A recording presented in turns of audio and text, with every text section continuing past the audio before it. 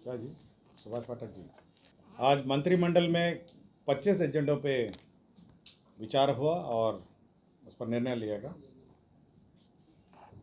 सबसे महत्वपूर्ण एजेंडा बार मैं चल रहा हूँ। 2024-25 में महादलित, दलित एवं अल्पसंख्यक, अति पिछड़ा एवं अक्षर वर्ग के अक्षरांचल योजना में जो वेतन मद है उसमें 7 अरब 74 करोड़ 24 लाख 89 हज़ार रुपये कैबिनेट ने स्वीकृत किए हैं। तो 7 अरब 74 करोड़ 24 लाख 89 हज़ार।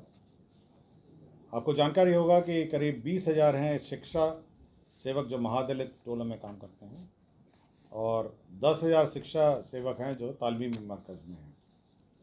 यह मुख्य रूप से जो आउट ऑफ स्कूल चिल्ड्रन हैं विभिन्न स्कूलों में, उनको स्कूल लाते हैं। ड्रॉप आउट चिल्ड्रन को, जो स्कूल से बाहर बच्चे हैं, उनको लाते हैं। मुख्यमंत्री परिवहन, खेलकूद, पर्यावरण संबंधी और अन्य सभी काम ये करते हैं। तो इनका महत्वपूर्ण काम है और ये विभिन्न जो हमारे टोले हैं, अल्पसंख्यक, महादलित और दलित टोले हैं, इनमें ये लोग कार्य करते हैं और 7 अरब 74 करोड़ 24 लाख 89 हज़ार रुपये इनके लिए स्वीकृत हुआ।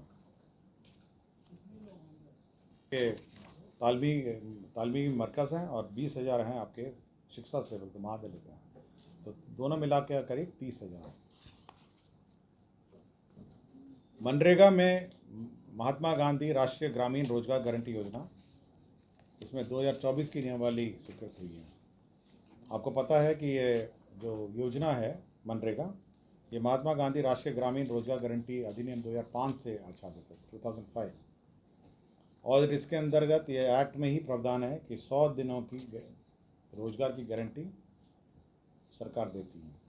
तो किसी भी व्यक्ति को 100 दिन का रोजगार कम से कम गारंटेड रोजगार दिया जाता है इस योजना के अंतर्गत। और इसके अंतर्गत जो यदि इसमें जो बेरोजगारी भत्ता है वो उस परिस्थिति में भुगतान होगा यदि कोई उसको रोजगार नहीं देता। यदि वो आवेदन देता है आपके पंचायत सेवक को, मुखिया जी को और पंचायत के प्रतिनिधियों को, और उसको मनरेगा के अंतर्गत कार्य नहीं दिया जाता है, अगर वो मांगता है और उसको नहीं दिया जाता है, तो प्रथम महीने में जो उसका वेज दर है, जो उसका जो मजदूरी है, उसका 1/4 के दर से उसको भुगतान होगा 30 दिन।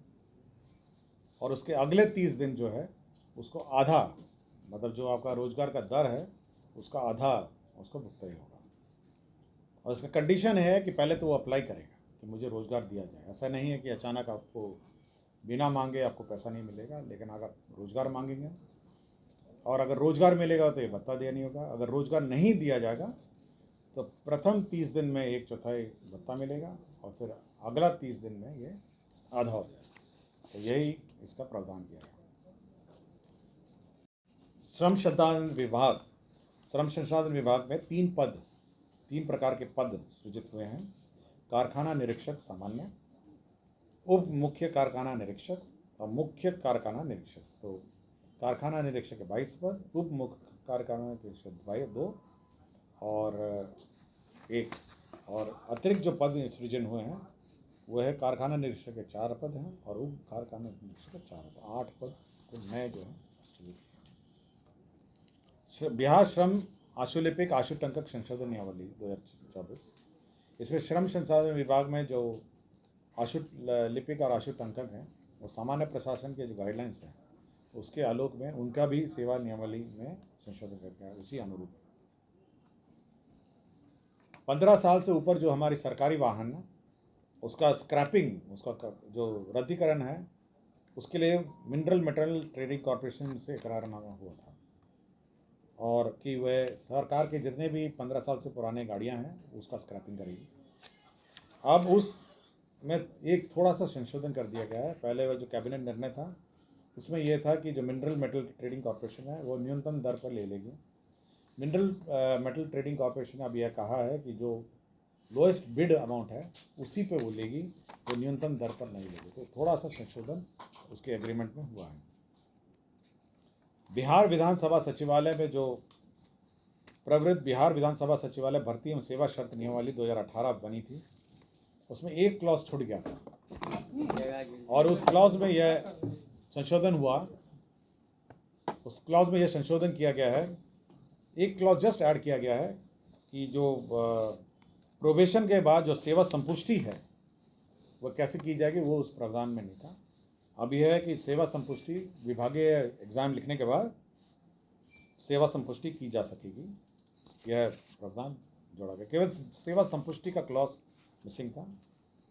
सुपौल न्याय मंडल अंतर्गत अनुमंडलीय व्यवहार न्यायालय निर्मली में 15 कोर्ट भवन G+4, 180 कैदी हाजत भवन G+1, एम्यूनिटी भवन G+4, कुल 39 करोड़ 70 लाख 20 हज़ार रुपये का एडमिनिस्ट्रेटिव सैंक्शन दिया है।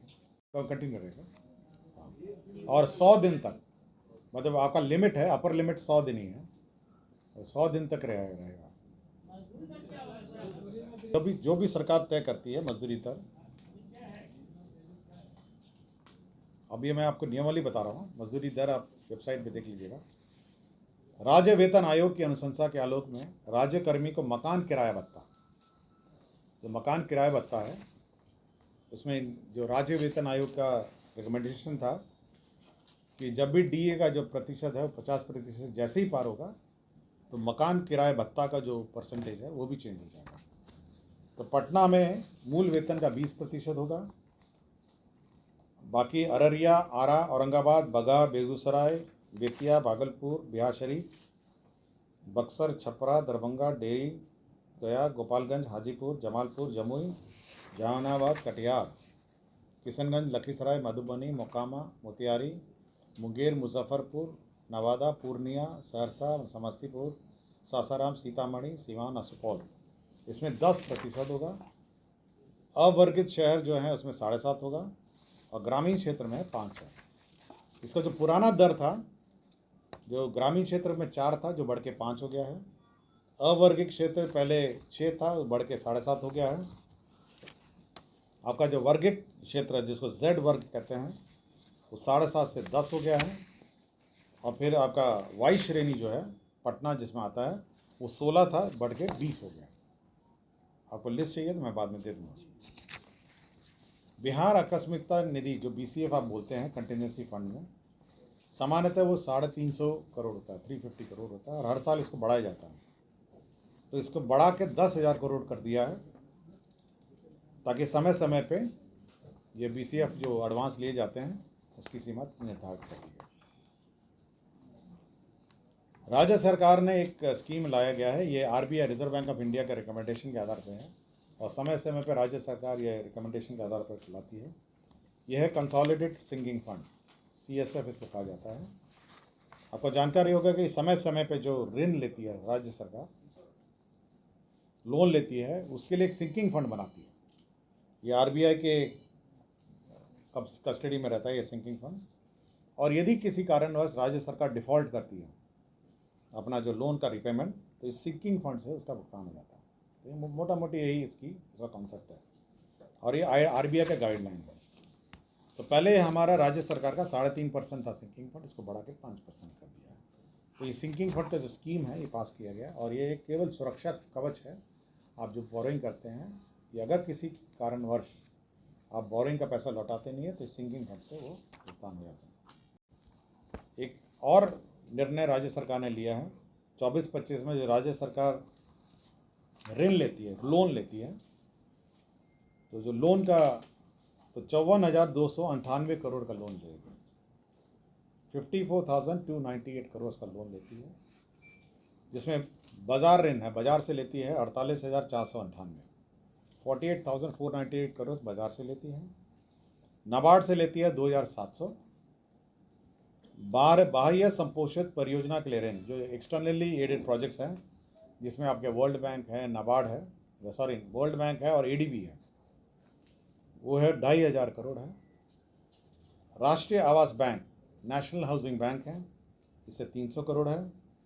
और भारतीय लघु उद्योग विकास बैंक, ये जो सिडबी जो है, उसमें से 300 करोड़। तो 54,298 करोड़ यह लोन लेती है।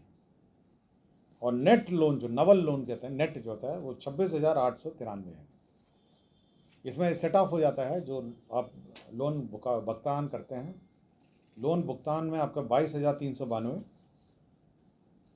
2022-23 में जो कम उगाई की 273 करोड़, पेंशन फंड का समायोजन 7,792 और ऑफ बजट बोरिंग 53 करोड़। तो ये सब मिला के आपका 26,893 है नेट बोरिंग, और ग्रॉस बोरिंग जो है 54,298। नगर पालिका राजस्व लेखा संवर्ग के लिए वेतन संरचना की स्वीकृति दी गई है। इसमें 3 प्रकार के पद होंगे: सहायक राजस्व एवं लेखा पदाधिकारी, राजस्व एवं लेखा पदाधिकारी, अपर मुख्य राजस्व एवं लेखा पदाधिकारी। पहला वाला लेवल 6 का है, दूसरा वाला लेवल 7 का है, तीसरा वाला लेवल 8 का। राजस्व प्रशासन में अभिलेखों का डिजिटल करके ऑनलाइन नागरिकों को सुविधा। आपको पता होगा कि हर बार हम लोगों को जो डॉक्यूमेंट्स हैं उसको फिजिकल फॉर्म में देना पड़ता है। अब राजस्व प्रशासन का उद्देश्य यह योजना है कि सभी जो भी दस्तावेज है उसको डिजिटल रूप में दिया जाए। इसमें जो 3-4 प्रोविजंस हैं, 278, 286, 288 और 297 जो रूल है उसका अमेंडमेंट है। और इस रूल के बाद आप ऑनलाइन कोर्ट फीस जमा कर सकते हैं, ऑनलाइन फीस जमा कर सकते हैं और आपको ऑनलाइन दस्तावेज मिल सकते हैं।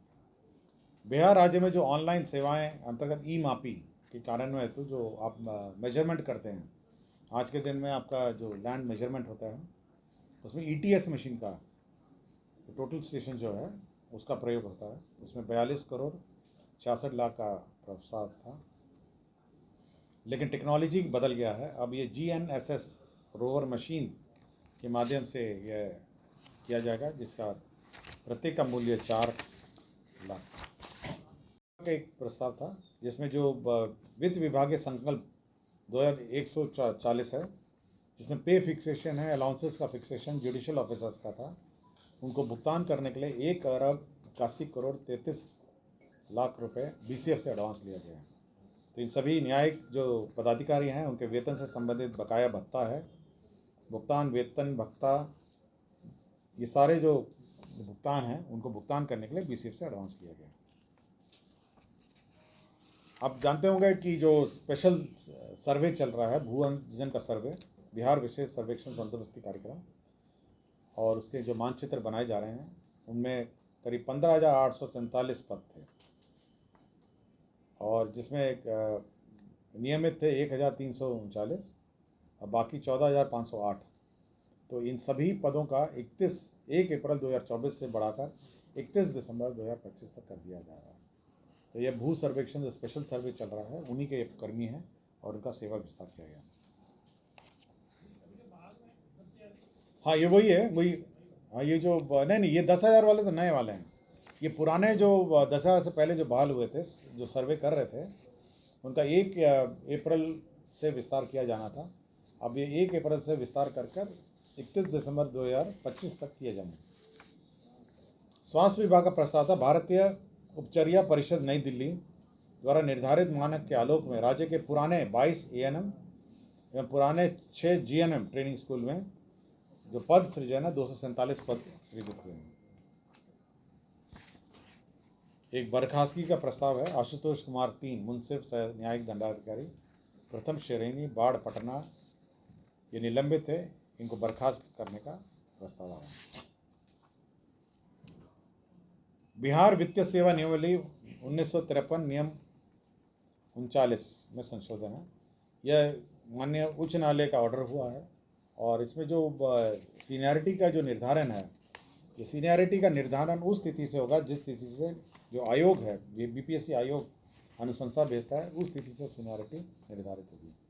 कभी कभी होता है कि योगदान की तिथि से लोग सीनियरिटी कर लेते हैं, कभी प्रमोशन की स्थिति से कर लेते हैं। तो बिहार वित्तीय नियमावली 1953 के नियम 39 में यह संशोधन किया गया है कि जिस स्थिति से BPSC जो है रिकमेंड करेगी उसी तिथि से सीनियरिटी निर्धारित होगी।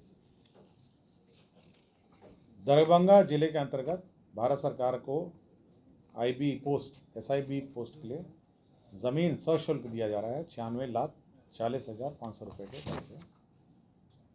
गोपालगंज में जिला अंतर्गत कटेया अंचल में 1 लाख लीटर का प्रतिदिन क्षमता का मिल्क प्रोसेसिंग केंद्र के लिए ज़मीन दिया जा रहा है। मिल्क प्रोसेसिंग केंद्र है, इसके लिए करीब 10 एकड़ किस्म गैर मुजरा मालिक परित का दिन और 1 लाख लीटर का फूड मिल्क प्रोसेसिंग का यूनिट लगेगा। तो 10 एकड़ का ज़मीन इनको गोपालगंज जिला अंतर्गत कटेया अंचल में दिया जा रहा है। औरंगाबाद जिला अंतर्गत रफ़ीगंज अंचल में आपको पता है कि वहाँ से डेडिकेटेड फ्रेट कॉरिडोर जा रहा है। तो डेडिकेटेड फ्रेट कॉरिडोर का ज़मीन दी जा रही है 70,83,350 रुपये। नवादा जिला के अंतर्गत रजौली अंचल में महिला डिग्री महाविद्यालय रजौली को भवन निर्माण हेतु जमीन दी जा रही है। ये एक प्रस्ताव था। इनको 5.26 एकड़ ज़मीन दिया जा रहा है। और लास्ट एजेंडा था अल्पसंख्यक कल्याण विभाग। ये जो अल्पसंख्यक विकास निगम है वह राष्ट्रीय अल्पसंख्यक विकास निगम से लोन लेती है। तो लोन की जो राशि है उन्होंने पहले कहा कि हम इक्विटी से सेटिसाइड करेंगे, लेकिन यह जो राष्ट्रीय अल्पसंख्यक विकास आयोग है, वित्त निगम है, वो माना नहीं। अब ये प्रस्ताव यह है कि जो 20 करोड़ 72 लाख है राशि है, वो बकाया राशि जो है उसमें जो निगम में अर्जित सूद है उससे भुगतान होगा। तो यही 25 एजेंडा थे। किसी को कुछ पूछना है तो उनसे पूछिए।